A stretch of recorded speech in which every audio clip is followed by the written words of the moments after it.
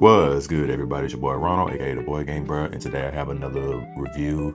Shout out to the people at Asmodee Games for sending me this copy. And today we're talking about the 3 to 4 player game, Catan, but the New Energy version.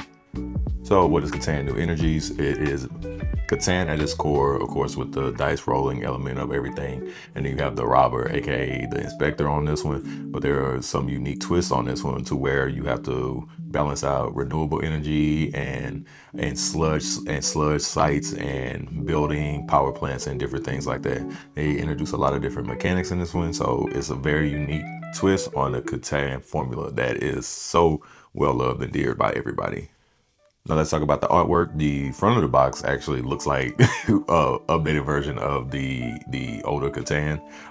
Once you open the box and everything is very much so new age for the 21st century. You have the steel, the wool, the art design is very, very nice. You have the whales, the hexagon tiles are really, really nice. It just looks, if you know what Catan looks like, it's a modern day version of that with the art style and everything, so everything is kind of relatable to the 21st century because of course you're using power and energy and things of that nature. So yeah, art style is pretty legit, so I'm not complaining about this. So yeah, let's talk about the game mechanics and on how you actually play. Like I said, there is a little bit of a difference on how you play this version versus the old Catans, because it's almost like a solo, not a solo, but you're working towards to get the victory points, but you're also having to deal with different hazards that can be brought on by your table.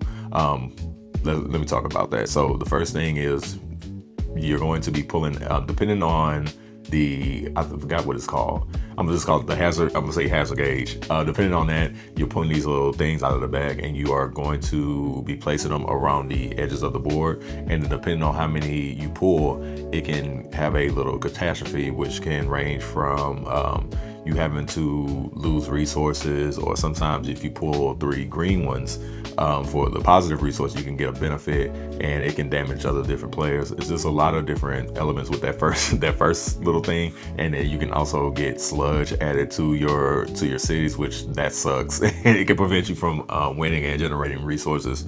But outside of that, you still are rolling the dice. You still are moving the inspector, aka the robber, and preventing other players from gathering different type of resources of that nature. And then you're also doing the same thing with the building of the roads, the towns, and upgrading the cities. You're trying to get the victory points and all that type of stuff. And then also you have this other different element to where sometimes if you roll certain numbers and you are building those non-renewable and renewable resources, you're able to generate these lightning symbols, and those lightning symbols can also change the tide of how your matches are going. Because normally in Catan, if you have more than 7 cards, you roll a 7, you have to get rid of those cards. But if you have that lightning and you upgrade your warehouse, you can hold 10 cards, and it can prevent, if somebody rolls a 7, it can prevent that whole rounding down and get rid of your resources. And it's different ways. It's different ways you can mitigate some damage, because that, like I said, there's a lot going on in this game. Also, towards the end, once you're done with all your turns and everything, building everything, you have to see where you are at with the table. Everybody's I can't think of the term, but you have to see what level everybody is, and depending on how many renewable and renewable buildings you build, it's going to determine how many little pog things or circle things that you pull out of the bag that's going to go for the next player. So you got to kind of balance out if you want to build stuff real quickly and get this lightning, get this electricity, or you want to just damage the game for everybody by just building too fast and scaling up.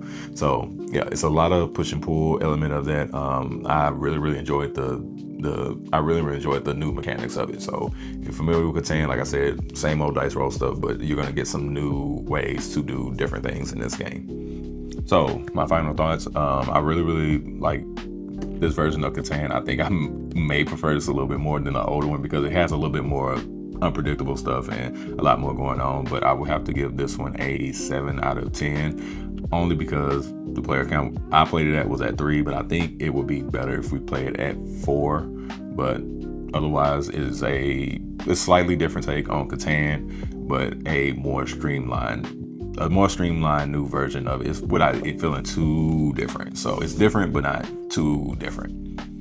And that wraps up another review. Again, shout out to the people at Ask One of the Games for sending me this review copy. Please check out my link tree in my bio. I'm on a lot of different social networks, so if you could just follow me and then support your boy. And that's all I have for you guys. It's your boy Ronald, and I'm out of here. Peace.